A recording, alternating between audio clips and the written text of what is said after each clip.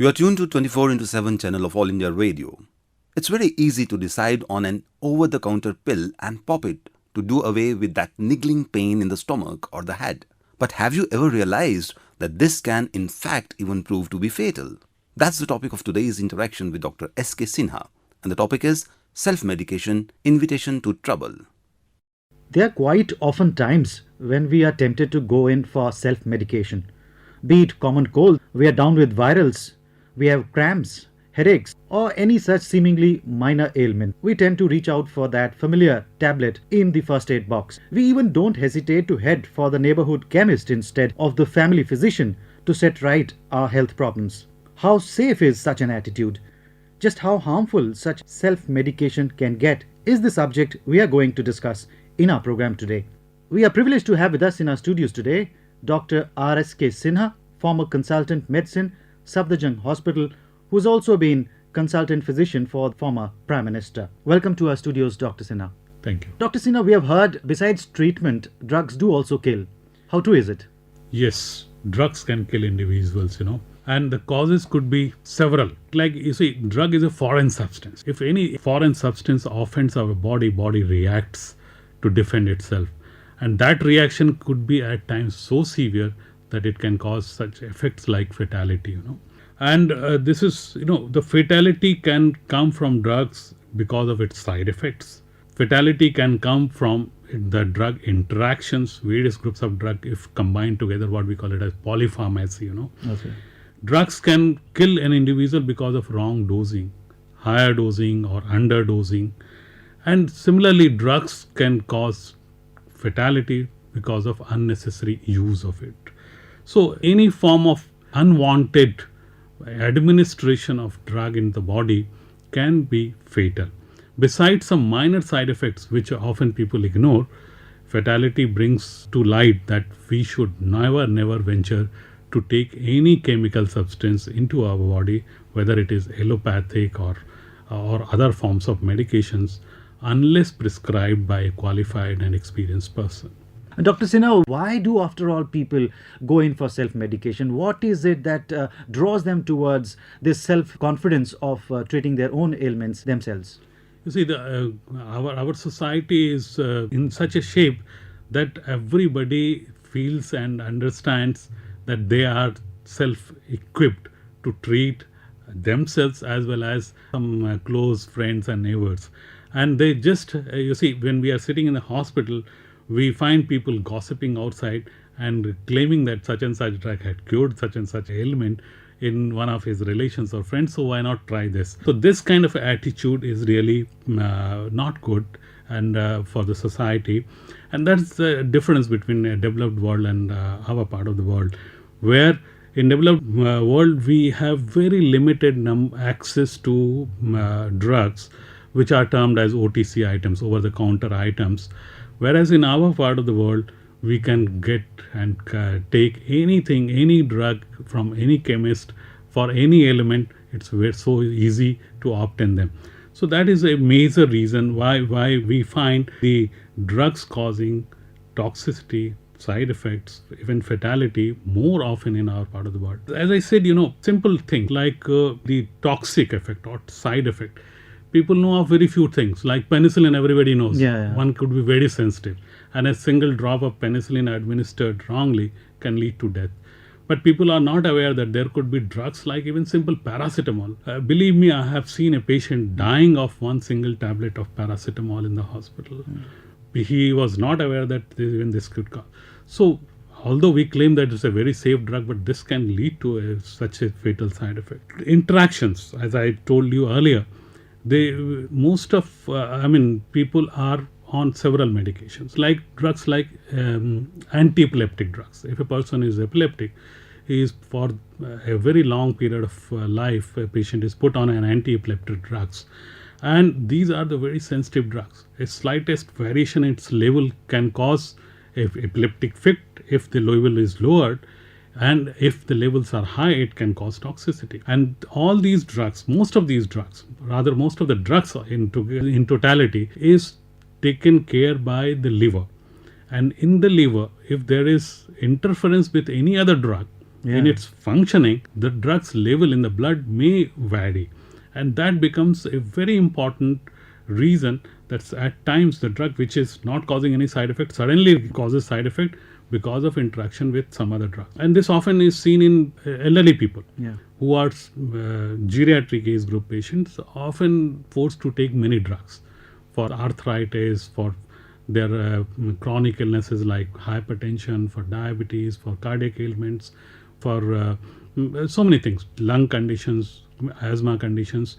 So one has to be very, very careful that there are drugs which can interact and worsen their disease. So that is another important aspect where a physician has to be consulted whenever a new drug is to be introduced or whenever there is any problem faced by an individual. Similarly, dosing, as as you rightly said, doses of drug has to be very, very appropriate. Simple things like diabetes, there are people who are on oral anti-diabetic drugs or on insulin. These, if we somehow overdose, sometimes people supposedly take an extra meal or a high calorie meal, and to just try and control their blood sugar, they intentionally add on the medication, extra medication. So today in the evening I have taken a dessert, why not I must take an additional tablet of anti-diabetic, or I inject 4 or 6 units of insulin extra. But that could be hazardous because that can lead to a hypoglycemia, and hypoglycemia, besides causing permanent brain damage, can even cause death, at times. So that is one thing. Similarly, underdosing. Sometimes we underdose ourselves. You see, especially situations like acute asthma. Person who is asthmatic, who has gone into acute spasm, lung is totally spasmed, is unable to breathe in air, and somehow he is having a notion that a drug like a steroid, which could be life-saving it's a very important drug for bronchial asthma management. A wrong notion that a steroid taken in high doses can cause problems, he avoids taking a steroid. And if this situation of spasm, lung spasm, carries on for hours or days, it can be fatal. Rather, we have seen doctors who in the campuses, because of acute spasm, could have developed fatal complications of asthma. So these are some of the important examples where dosing could be the reason for deleterious effect of drugs. As regards unnecessary medications, we all know unnecessary medication, as you mentioned initially, for viral fever, for aches and pains, at times are very, very dangerous. Like simple analgesics, we all know anti-inflammatory drugs, what commonly called as painkillers, are never safe. And I tell you, besides, we always mention that never take an analgesic or anti-inflammatory drug on empty stomach. Sometimes people are forced to take it on empty stomach if they have sudden pain and supposing they are traveling or they're in offices where they don't have access to the physician immediately. So that is a very, very common cause of gastric side effects. There is ulcerations at time which can bleed, and that gastric bleeding can be so huge that patient cannot be revived from such situations. That happens. And one more important thing, if we talk of synergistic effects, like when we combine two drugs, at times the effect of both the drugs are potentiated. This usually happens in analgesic group of drugs, where two drugs like paracetamol or ibuprofen, very commonly there are very commonplace, plenty of brands available in market which has a combination. But I tell you, this combination is potentiating the efficacy of the drug as well as the side effect of the drug. So if at all somebody has to take an analgesic and anti-inflammatory, it's preferred to prescribe them separately so that at least the side effects are not increased because of their potentiation. So that's why probably the contraindications are also mentioned. If you are asthmatic or if you are suffering such and such indications, then these medicines are better avoided. So that means that brings us to one point, that whatever happens, please consult your physician, your doctor who is qualified, who at least knows the side effects, contraindications, interactions, all those, before pushing it into your body. That's a very important aspect. Similarly, antidiarrheals people use very frequently, 1 or 2 loose motions and rush for a medication, and that has become almost a practice. But you see, diarrhea can be because of so many things. Infections, it can be a cause of food allergy, or so many other, like diabetics have got a motility problem of the intestine, and they keep on having loose motions frequently. But in all these situations, we do not need medication, especially if it is supposing infection. And there are drugs which decreases the intestinal motility, which makes the motion almost stop like a cork, just putting a stop there. But what happens to the bacteria which has led to diarrhea? They are retained It's in the symptomatic intestine. treatment, not the actual one. In fact, rather dangerous, because those bacteria, those organisms which are there already in the intestine, they are not allowed to come out, and they grow there. So that can lead to so many complications, So, and like food allergy, if the food has not come out totally, if it is retained because of those medications which has blocked its passage, that will keep on causing problems in the body. So unless I know exactly what is the cause of the diarrhea, we can't have a common medicine, for all kinds of diarrhea's treatment. But people take few antibiotics, and The symptoms are treated momentarily, and you feel that the disease is over, whereas the disease persists, that's and right. later on it's likely very to common boomerang. antidiarrheal drug which has been there in market about 20-30 years ago, which has been world over withdrawn because of its neurological side effects. It is still available in India. People take 2 or 3 tablets of those Quinalan group of drugs, and then their motion otherwise, which was not because of infection, is controlled, and they feel happy without knowing that this could be hazardous. So this is another good example, like cough medicines. People tend to go to chemist and buy a cough mixture for all kinds of cough. There cannot be an universal cough mixture for all kinds of cough. We often find that people who are asthmatic, they cough badly, and their cough is not because of something getting collected in the lung, it's because of spasm in the lung. So if we somehow give him drugs which are suppressing cough and making his secretions further dry, his condition is going to worsen. In fact, for the relief of cough, he doesn't require any cough mixture. He requires a bronchodilator or asthma drugs. So on the contrary, it can cause harm. So these are some examples, some examples which can be very, very important for a person who is using drugs, for which he or she should consult a qualified person. Dr. Sinha, what is the role of multivitamins in case a patient who is on a heavy dose of medicines, particularly when the physician says that it's a strong dose of medicine, so it has to be complemented with suitable dose of multivitamins? What happens if a patient resorts to unchecked use of multivitamins? You see, fortunately, most of the multivitamins, if taken in overdoses, are excreted from the body through urine or the feces, But this is a very valid question. Very recently, there have been reports that vitamins, especially like vitamin E, people who have been taking it at a regular form on higher doses, 400 international unit usually people take regularly, has been related to an increased mortality rate world over. And to the extent of that, people have reviewed the previous studies performed on the uses of vitamin E.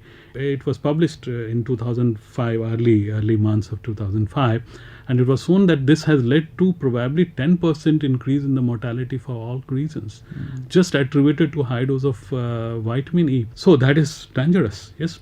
And similarly, vitamin D, often we prescribe to geriatric females for calcium retention in the bones, basically.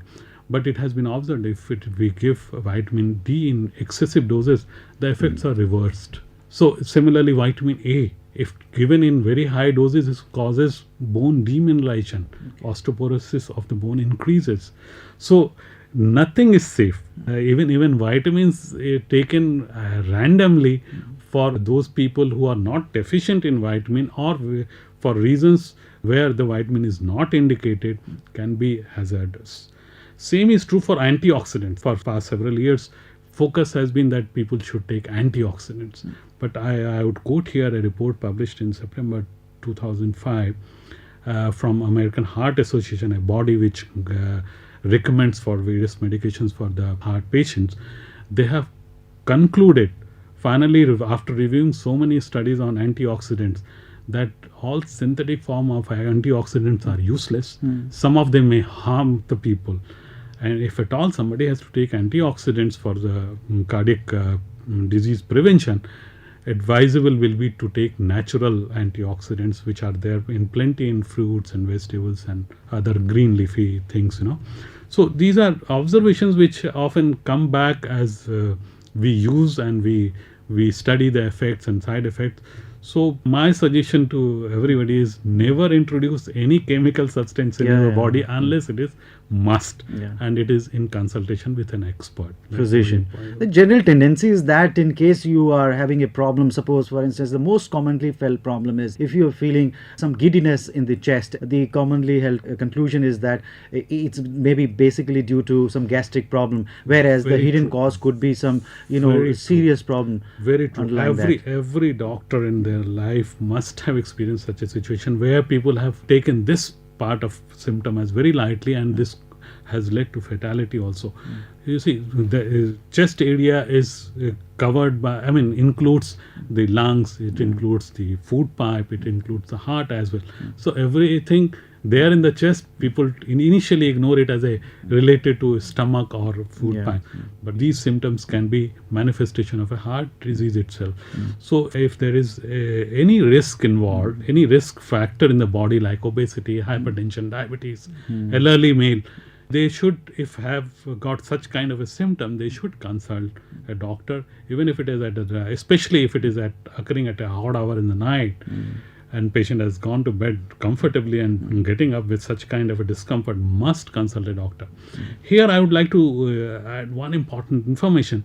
A drug which is often taken as anti-anginal drug, Sorbitrate. It's a life-saving drug, and people are told that when you have chest pain which is not relieved by taking rest in 1 minute or two, must put the tablet underneath the trunk as a life-saving agent. But I tell you, this is important to know that Sorbitrate, if has not been used in a prescribed duration, Before its expiry useless. date. Yes, it becomes useless. So every time, and if it is kept in open, for longer period, it becomes useless.